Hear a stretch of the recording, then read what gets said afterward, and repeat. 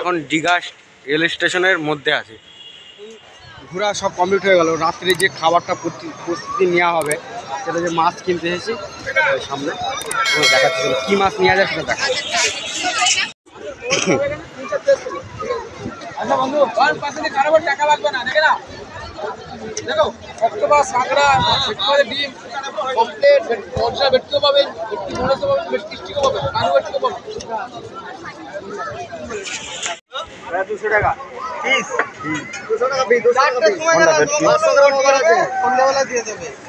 ওটা 500 গ্রাম, 500 গ্রাম। কম কত নিবা?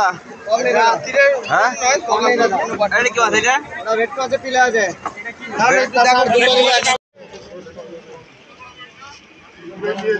এরা ইলিশ ইয়ে করে দেবে।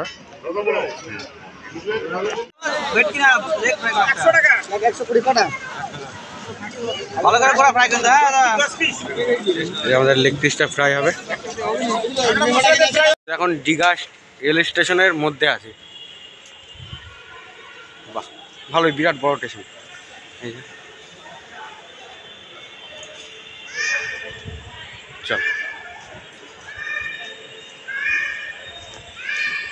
এই যে আমরা এখন চলে আসলাম দীঘা স্টেশনে, রেল স্টেশন। এই যে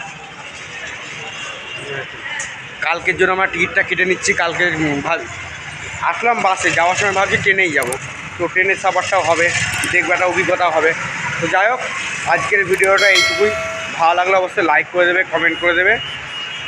এই বলে, আর যারা এখনও মানে আমার পেজ এখনও ফলো করে, তারা ফলো করো। আর যারা ইউটিউব থেকে দেখছো, তারা অবশ্যই আমাকে সাবস্ক্রাইবটা করে দিও। তো যাই হোক, দেখা হচ্ছে অন্য কোনো ভিডিওতে। বাই।